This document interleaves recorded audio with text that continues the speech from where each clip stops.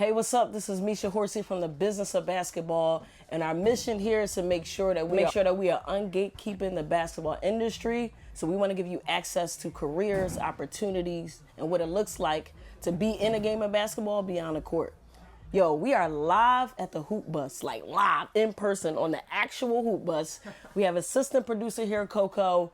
She's dope. Her energy is everything. Today, we're going to tell you how this activation happened, what your role is, and opportunities like this for the future for the game of basketball. So, Coco, thank you so much. Yeah, excited to talk to you. Yes. So, for people who don't know what Hoopbus is, what is it, and what is your role in it, and what's the expectations for your role? Yeah, so Hoopbus is a 501c3 nonprofit, and we were based in Venice in 2019. Our founder is Nick Ansem, and he's just a total basketball nut. Like, everything in life is just kind of can be related to or can be taken from basketball, and had the idea to put basketball hoops on a school bus.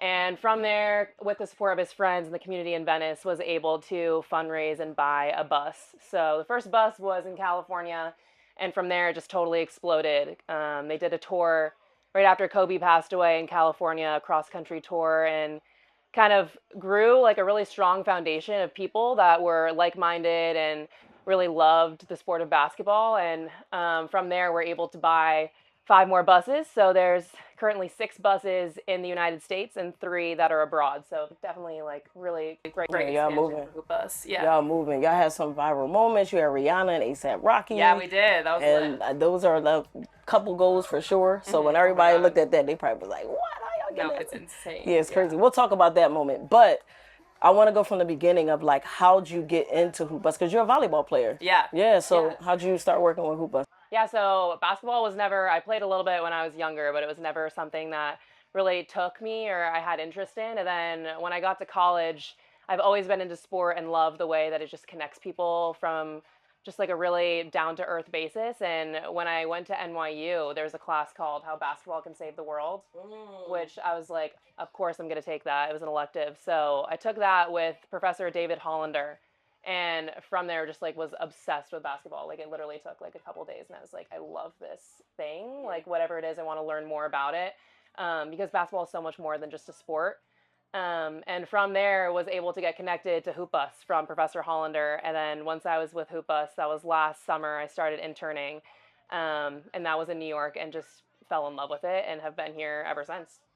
How I want to go to that moment, because how important is it to intern? Like, we have some young guys here. Yeah. Everybody's not going to be able to see them behind the camera, but I feel like the younger generation, I'm a millennial, and I was always taught like sometimes you got to do stuff for free to get exposure, to get that experience, and to build your reputation. So how important is internship, like interning, and your particular internship for your role? Like, how did it help you with it? Yeah, I mean, interning is everything. And I think I talked to Toby, our executive director, about this a lot. And he always says, like, initiative is everything. Like, just showing up and kind of showing that you care about something without being told to do something is like sets you apart completely from everybody else.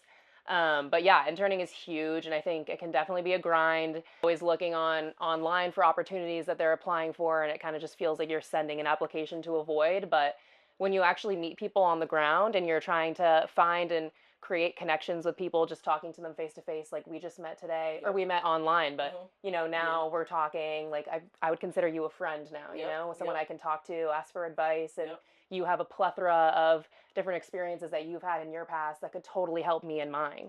So just being able to really pull from your network and use that to your advantage when you're trying to, you know, go into different spaces, like from volleyball to basketball, there's not like a ton of synergy there, except for just like the sport competitive nature of it. And you just kind of have to find your way. And then what was the ladder? So you started from internship into now you're assistant producer. So that didn't happen overnight, right? Yeah. So what was the ladder and trajectory to get to this role? Yeah, so when I was interning last summer, we were doing a activation with Gatorade for the WNBA All-Star Weekend, and I just called up Toby and I was like, yo, like, I'd love to be on the ground. Like, is there an opportunity for you to send me to Indianapolis? And he was kind of like, ooh, I'm not sure. Like, I don't know. She just started here.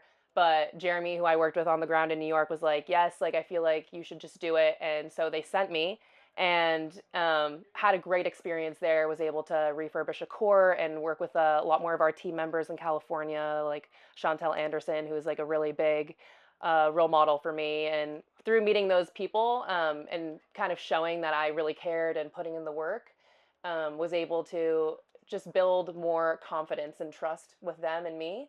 And then was able to come back and work in the spring. And then now I'm here, and Toby's been giving me a lot more responsibilities, which has been awesome. Yeah. And what skills have helped you succeed in this role? I think time management is huge, especially when you're still in school, trying to manage getting your work done, building new connections, but also like getting your work done at a ability that you can be proud of. I think is really like the key point, because at the end of the day, you can do things fast, but if it's not good work, like it's not going to get you anywhere. So yeah, definitely time management is huge. And yeah, just like really, really caring about what you do. And I think if you're working in basketball, like that's kind of like a box that's already checked. A lot of people are just really passionate about the sport and the way that it brings people together. So yeah, having passion for what you do is always going to help you succeed. Yeah, I love that. Now, we are here live, like I said, at the Hoopbus activation in partnership with Metro PCS. Yeah, with Metro by T-Mobile. Yes, awesome. So that's a brand partnership, right? So, like, to your knowledge, to the best of your knowledge, how do those brand partnerships work? How did Hoopbus be able to be in partnership with a large company like that? Yeah. Well, it's always kind of like who you know and who you've worked with in the past. And Hoopbus has refurbished a couple courts with Metro previously, and kind of pulling from what I was talking about earlier, that trust is huge with partnerships in business. And from there, we were able to kind of cultivate that relationship. And now we have like a 6-month long tour with Hoopbus acting as Metro's main basketball arm. So you'll see like everyone in business right now is trying to get connected with basketball because it's huge. Like people love it, they relate to it, and it's something that you can kind of find as a common connector. And a lot of times they'll do that through professional athletes or trying to connect with a team. But Metro is kind of using Hoopbus as that thing. Nice. So we're really excited to work with them and be able to visit 9 cities in the country, and just a ton of youth that we're going to be able to impact and be in a lot of communities, which is really special. Yeah, I love that. That's all. I think that, T-Mobile does a lot of stuff in the community, so this partnership and this experience makes sense. Yeah. What does it take to do to put on an activation like this for people who maybe want to be in your seat and want to put on events like this, help contribute to events like this? What are the behind the scenes that people don't really know? Yeah, no, I mean, being able to be in the fire of it is really cool, because you just trial by fire is the best way to learn. But yeah, a lot going on. We have a programs coordinator, Ella, and she is the one behind the scenes who is really going to all of the community members in each city that we're visiting and trying to find the best ways for us to make an impact in each city. So that takes a lot of work. That's like talking to schools on the ground. It's talking to different community pop-ups that we could make an impact at. So that's really like important work. And then there's also just all the production needs that need to be filled. So whether that's, getting branded basketballs or having all the safety initiative setups that we have, like the blockades to make sure that cars that are around aren't going to come hit someone that's playing. So all safety is always huge. You have to make sure that you're accounting for all of that as well. And yeah, just like making sure that we're being really communicative with our partner with Metro, and that also goes into all the setup of branding the whole bus. So you have to vinyl wrap the whole bus and all the production that goes into that as well. But yeah, it's a lot of moving parts, and just having a team that can really communicate at a high level and get stuff done is super important. Just the people a part of this. So, like, what are the different roles that are part of this activation, and how does that challenge the idea of like people only thinking there's 2 ways to be a part of this game? You guys are representative of like that. That's not the case. Yeah. So how do you guys challenge that idea, and what are the roles within this activation that are taking place? Totally. I mean, I think like I was definitely intimidated in the beginning to come here, because I was like, oh, like why would I come to a production like I can't play basketball? Like how am I going to be helpful, right? I mean, it's like kind of crazy. There's guys coming here dunking on people, like clipping people, like that's kind of the brand. Yeah, no. Your own 3-point contest. For real, I'm like, look at me. Yeah, you still, I think you got it. No, it's hilarious. I would get clipped for all the wrong reasons. Wrong reason to go viral. Yeah, no, for real. That's networking for you. But yeah, no, there's definitely like so many ways for you to get involved at Hoopbus and just in basketball in general. And you should really just like play to your strengths. Like I mentioned Ella earlier, she doesn't play basketball either, but without her, like Hoopbus doesn't run, like she does all the programming. She has all those connections that she's helping pull in to make these events run. But then also you do need like the activators, the dunkers who are going to come in and just put on a great show and like are genuinely like the most amazing people. And yeah, like we always say, like Hoopbus is really about the people that come off the bus. It's like the professional joy spreaders is what we call them. And it's those people that really make the event special once we get everything else that's in the background. Like once we get that finish, like it's people that come off the bus that make it really special. Dope. That's dope. And I've had a few experiences like just not intentionally being a part of Hoopbus, but like something like this. Like I was around and like I could see the impact of the community.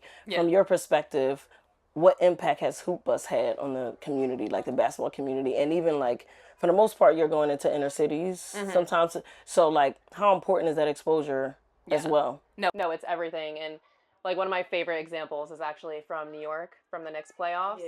And we were active for 2.5 months, like pretty much every day, going out into the city, and just like the energy was insane. But we did this one activation, and it was in Washington Square Park, like a Jordan Clarkson lookalike contest. And so we got like 8 people to pull up that were like part of the contest, and one of them, he was like a super young kid, maybe like 7 years old. That's hilarious. Yeah, and now like he won the contest, and he like started an Instagram called Baby Clarksons. And so, like, this is his whole persona now, you know? Like, that's his thing, and it's so cute to see, and really special to see Hoopbus, like, be able to be the catalyst for that, and for him to kind of, like, own a little piece of his personality in, like, a new way. That's so dope. And so, yeah, I think, like, it's just, Hoopbus is for basketball players, but it's also for people just, like, you know, on the street who, like, put a shot up and just, you know, the smile instantly goes on their face. Yeah, and it's similar to, like, in alignment with what we do for our platform. It's like we don't want people who think that like, hey, like I played basketball or I didn't play basketball and I still want to be a part of it some way. Like that speaks and attributes to opportunities like that. For someone who just has a hard time maybe connecting with people in this space to get opportunity, what specific moments from your experience can you share how somebody just like tried to dunk? It's crazy. How like you were able to navigate in this space to get your opportunity in terms of networking? Like, was it cold emails? Was it just peer-to-peer networking? Like, how could one occupy their space enough to be visible to get opportunities? Yeah. Like this. I think, like, what really helped me out was, like, talking to the professors at my university. And I think, like, professors, they can definitely be an untapped resource a lot of the time. Like, people just, like, go to class and they're like, oh, like, I gotta go to class. Like, this sucks. But, like, if you actually really invest into those relationships, like they really do want to help you. So I think while you're still in college, like you really want to take advantage of those resources that are like all around you. And then also peers, totally. Yeah. Because like you don't like, maybe your best friend is going to be like super successful in that like business that is really adjacent to what you want to be doing. Like you never know what people are going to end up doing. And I think just being nice to everyone and being kind in general is like a really good rule of thumb because, right? Like, why would you not? So definitely, yeah, investing in those relationships is like super important. That's so dope. So I have a lightning round. What we do is like just a rapid fire questions. Doesn't have to be a perfect answer. All right. Like you just go. Yeah. You just go. So the first one I have is, what was your favorite city to do an activation, a Hoopbus activation in thus far, and why? New York, just because, I mean, playoffs was insane. And yeah, it was crazy when OG like hit that tip at game 4, literally New York celebrated like we had already won. It was insane. Yeah, so that was definitely my favorite. That's dope. Not ASAP and Rihanna? Were you there for that? Well, that was game 4. See? Yeah. Oh, got it. It was insane. What is or if you know the companies or even you personally, like, what would be a dream collab? Oof, dream collab. I think together would be really cool. And we might be doing something. All-Star Weekend, right? Yeah. Yeah. That, I feel like it makes so much sense. Right? No, I love them. What word describes Hoopbus? Family. Tell me more. I think just it's kind of when you meet people, you probably experienced this today. Like, it's immediately just like, I'd love to learn about you. I want to know more about you. Like, totally. It's love from the beginning. Yeah. Do you have, outside of the New York Knicks story, any other favorite basketball memories from? Yeah. Indianapolis for All-Star Weekend, we had we were refurbishing a court, and it was crazy. Like, one of the artists got in an accident, and like there was a bunch of things going on. Paint didn't get it delivered, and so the artist decided that they couldn't continue on with the project. And so me and Chantel, who I mentioned earlier, she's our impact director, we just like had to paint the court. What? And it was so fun. Like neither of us had any experience painting a court before. Yo, and shout out to being adaptable though. no, Just for figuring real it though, out. it's playing Yeah. in sports, right? Like you Yes. just kind of like figure out what's the next play. Yeah, So no, that's real. yeah, so we painted it, and it was like one of the most fun experiences. That's Like, so it was dope. great. I hope y'all have B-roll from there or not? No. Dang, I know. I need that. So we end the show with people telling us why they're grateful for the game. So I'm going to say the statement and then you'll just end it off from there. Yeah.